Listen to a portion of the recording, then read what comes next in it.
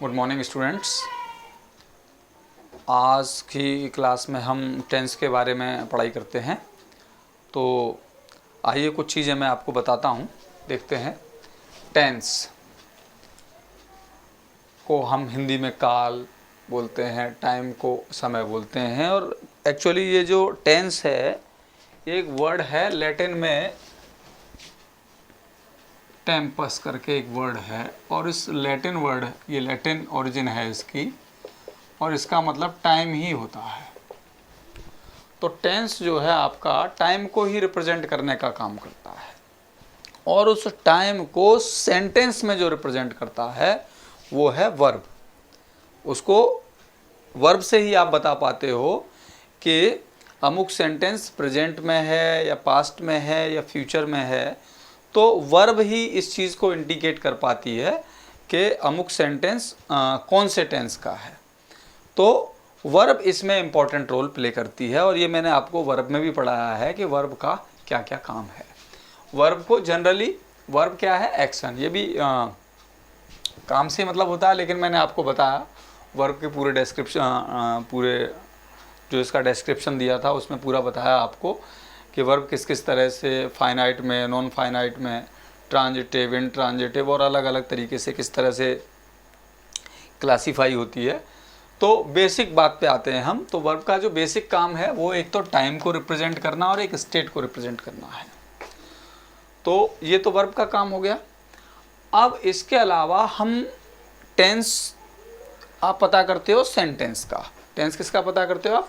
Sentence का पता करते हो। लेकिन सेंटेंस तक पहुंचने से पहले हमको पढ़ना पड़ता है वर्ड, लेटर्स पढ़ने पड़ते हैं। लेटर्स पढ़ोगे, लेटर्स में वोवेल, कॉन्सोनेंट वगैरह पढ़ते हो, फिर वर्ड्स पे आते हो। जैसे ही वर्ड्स पे आते हैं फिर हम पूरी पार्ट्स ऑफ स्पीच पढ़ते हैं। अब उसके बाद वर्ड्स से जब आप एक कदम आगे बढ़ते हो तो आ जाते हो आप फ्रेज पे। किस पे आ जाते हो? फ्रेज पे। किसी भी एक सेंटेंस में फ्रेज हो सकती है, क्लॉज हो सकती है, नाउन हो सकता है, प्रोनाउन हो सकता है, वर्ब तो होगी ही। बिना वर्ब के तो सेंटेंस की परिकल्पना ही नहीं कर सकते आप। तो किसी भी सेंटेंस को बनाने के लिए वर्ब तो लाजमी है। तो अब सेंटेंस में और क्या क्या हो सकता है उन चीज़ों को हमें समझना है। तो एक चीज़ होती है हमारी फ्रेज। फ्रेज क्या होती है? A group of words without a finite verb. Phrase क्या है? ग्रुप ऑफ वर्ड्स है, लेकिन उसमें कोई फाइनाइट वर्ब नहीं होगी। फाइनाइट वर्ब मैंने आपको बताया है कि finite verb is a verb which indicates time and action, though there may be no action but time is necessary. तो टाइम उसमें जरूर होगा। तो फाइनाइट वर्ब का होना मतलब ज़रूरी नहीं है फ्रेज में। तो ग्रुप ऑफ वर्ड्स तो होगा फ्रेज, लेकिन उस ग्रुप ऑफ वर्ड्स में कोई फाइनाइट वर्ब नहीं होगी, वो फ्रेज होगी। और फ्रेजेस को भी हम 3 भागों में पढ़ते हैं, नाउन फ्रेज, एडजेक्टिव फ्रेज और एडवर्ब फ्रेज। प्रपोजिशनल फ्रेज भी होती है, प्रपोजिशन की भी फ्रेज होती है। तो देखिए आप, जैसे अर्ली टू बेड, इसमें देखिए आप कहीं पर भी आपको फाइनाइट वर्ब नज़र नहीं आएगी। मेड ऑफ गोल्ड, कोई फाइनाइट वर्ब नहीं है। इन अ ब्रेव मैनर, इनमें कहीं पर भी कोई फाइनाइट वर्ब नहीं आ रही है। लेकिन ग्रुप ऑफ वर्ड्स है, a group of words without a finite verb is called phrase. तो अर्ली टू बेड, ये देखिए आपकी, इसको लगा दोगे आप, early to bed is a good habit, तो ये नाउन फ्रेज बन जाएगी। और मेड ऑफ गोल्ड का मतलब गोल्डन क्राउन कहोगे तो उसको मेड ऑफ गोल्ड कह दोगे तो एडजेक्टिव फ्रेज बन जाएगी। इन अ ब्रेव मैनर, ये एडवर्ब फ्रेज बन जाएगी। उसके तरीके को बता रही है कि किस तरीके से किसी ने कोई काम किया है, तो ब्रेव मैनर में किया, तो वो ये आपकी एडवर्ब फ्रेज हो जाएगी। ये आपकी एडजेक्टिव फ्रेज हो जाएगी, और ये आपकी नाउन फ्रेज हो सकती है, नाउन फ्रेज। तो इस तरह से फ्रेज हो जाती हैं। डिटेल में पढ़ाएंगे हम आपको, ये फ्रेज भी पढ़ाएंगे। एक पूरी वीडियो हम फ्रेज पर ही बनाएंगे। तो उसके बाद है क्लॉज। क्लॉज क्या है?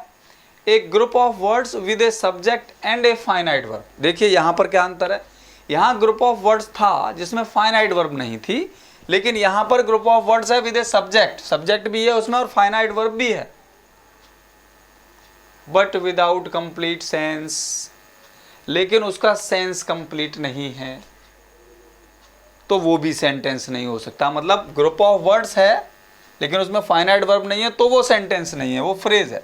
ग्रुप ऑफ वर्ड्स है उसमें फाइनाइट वर्ब भी है बट कंप्लीट सेंस नहीं है, तो वो क्लॉज है, वो भी सेंटेंस नहीं है। ये सेंटेंस का मैं डिफरेंस आपको बताने की कोशिश कर रहा हूँ कि एक सेंटेंस में डिफरेंस किन चीज़ों से हो सकता है। ग्रुप के वर्ड्स तो हो सकते हैं, ग्रुप ऑफ वर्ड्स तो हो सकता है, लेकिन ग्रुप ऑफ वर्ड्स सेंटेंस नहीं हो सकता। सेंटेंस के लिए अलग क्राइटेरिया है, अलग पैरामीटर्स हैं। उन पैरामीटर्स पर ही जब हमारा ग्रुप ऑफ वर्ड्स खरा उतरता है तो उस कंडीशन में ही हम उसे सेंटेंस कह सकते हैं। और जब सेंटेंस होगा तब आप उसका टेंस डिसाइड करोगे। सेंटेंस ही नहीं है तो टेंस कहाँ से डिसाइड करोगे? ठीक, तो जैसे I believe what he says, अब इसमें देखिए वॉट ही सेज, इसको भूल जाइए आप। वॉट ही सेज, जो वह कहता है, इसका कोई अर्थ निकला, कोई सेंस बन रहा है? नहीं। Whose eyes were blue, जिसकी की आंखें नीली थी, कोई अर्थ निकल रहा है, कोई सेंस बन रहा है? नहीं बन रहा। Wherever you like, जहां तुम चाहो, कोई सेंस बन रहा है? जहां तुम चाहो? नहीं। तो मतलब इनमें देखा, ये हमारी क्लॉजेस हैं। ये क्या है? क्लॉज। ग्रुप ऑफ वर्ड्स है, देखिए फाइनाइट इसमें सेज है, इसमें फाइनाइट वर है, इसमें फाइनाइट लाइक है। मतलब these are the group of words having finite verb also but unable to make complete sense. लेकिन ये कंप्लीट सेंस बनाने में कैपेबल नहीं है, तो इसलिए ये क्लॉज तो हैं लेकिन सेंटेंस नहीं है। अगर आप इसको पूरा पढ़ते हो यहां से यहां तक तो एक सेंटेंस बनता है। इसको यहां से, जैसे I believe what he says, मैं विश्वास करता हूं जो वह कहता है, तो ये कंप्लीट सेंस है इसमें। He met a girl whose eyes were blue, वह एक लड़की से मिला जिसकी आंखें नीली थी, कंप्लीट सेंस हो रहा है। You may sit wherever you like, आप बैठ सकते हो जहां चाहो। तो यहां आप देखिए, जब तक इसको हमने नहीं जोड़ा इसमें, तब तक ये पूरा कंप्लीट सेंस बनाकर नहीं आ रहा था हमारा सेंटेंस। तो ग्रुप ऑफ वर्ड्स है, but that group of word is not capable of expressing the complete sense, then that group of word may not be called a sentence. तो वो सेंटेंस नहीं हो सकता। सेंटेंस की कंडीशन क्या है उसे देखिए। अब ये भी क्लॉजेस हैं, अलग अलग हैं।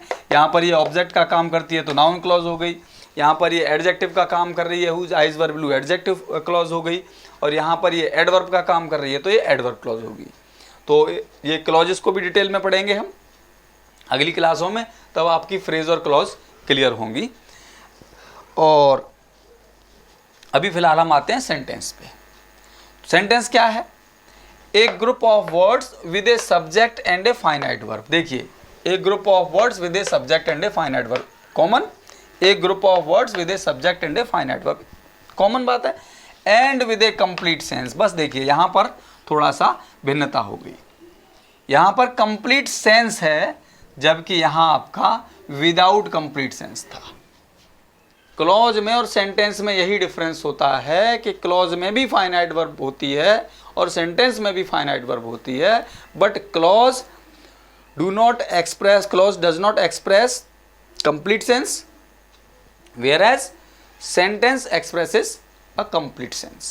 ये दोनों में अंतर होता है। समझ में आ रही बात? अब जैसे देखिए, Ram is a good boy, ये कंप्लीट सेंस है इसका, राम एक अच्छा लड़का है, आपको सेंस के लिए उधर उधर भटकना नहीं पड़ा। तो इससे समझ लीजिए आप एक बात जो मैं बताना चाह रहा हूँ कि तीनों ही, फ्रेज में भी ग्रुप ऑफ वर्ड्स होता है, क्लॉज में भी ग्रुप ऑफ वर्ड्स होता है और सेंटेंस में भी ग्रुप ऑफ वर्ड्स होता है, लेकिन इन तीनों की कंडीशंस डिफरेंट हैं। कि कौन सी कंडीशन में जब फाइनाइट वर्ब के बिना है तो फ्रेज, फाइनाइट वर्ब के साथ है कंप्लीट सेंस नहीं है तो क्लॉज, फाइनाइट वर्ब के साथ है और कंप्लीट सेंस है तो सेंटेंस।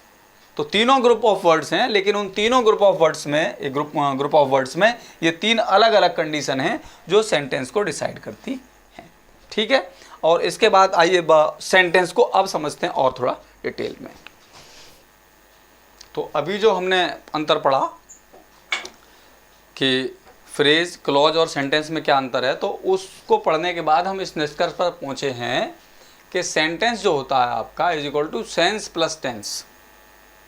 सेंस और टेंस दोनों ही बात आपको सेंटेंस में मालूम पड़ेगी। अगर सेंस नहीं है तो सेंटेंस नहीं है, और टेंस वर्ब बताएगी ही।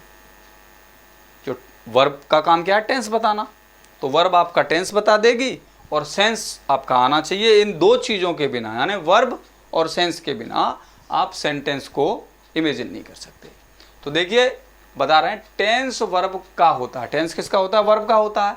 यह वर्ब एक्शन के घटित होने के समय को सूचित करता है।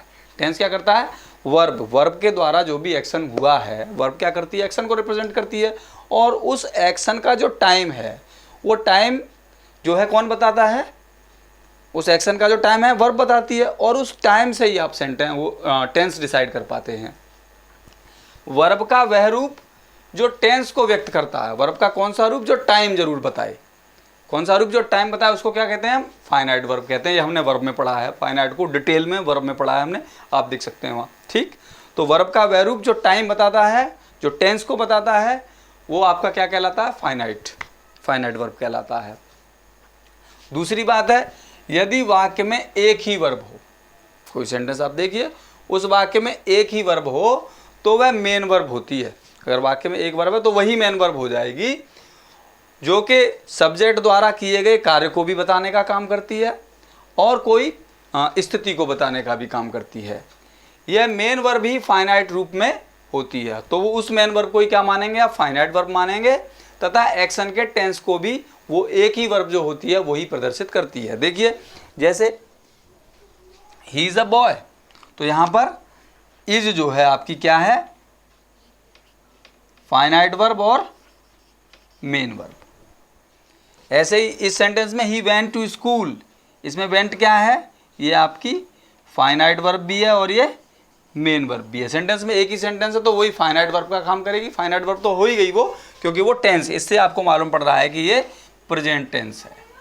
कौन सा टेंस मालूम पड़ रहा है? प्रेजेंट। किससे मालूम पड़ रहा है? इज से। यहाँ वाज लगा दूंगा, पास्ट कहने लगोगे आप। यहाँ पर वेंट लिखा है, ही वेंट टू स्कूल, इस वेंट से क्या मालूम पड़ रहा है कि ये पास्ट का है। तो वर्ब ने ही आपको ये टेंस बताने का काम किया। अगर यहाँ मैं वेंट की जगह पर गोज लिख देता हूँ तो आप तुरंत बता दोगे कि ये प्रेजेंट का है। तो वर्ब ही आपके टेंस को बताने का काम करती है। और यदि सेंटेंस में ध्यान देने की बात यही है, यदि सेंटेंस में एक ही वर्ब है तो वो एक वर्ब ही आपकी फाइनाइट होगी और वही मेन वर्ब का भी काम करेगी। कुछ सेंटेंसेस ऐसे मिलेंगे जब हम आगे देखेंगे, तो उनमें दो वर्ब होते हैं, जिनमें हम एक को ऑक्सिलरी वर्ब कह देते हैं, एक को मेन वर्ब कह देते हैं। तो उनके डिफरेंसेस को बताया आपको पहले भी गया, बाकी हम कल की क्लास में देखते हैं। ठीक है, थैंक यू वेरी मच।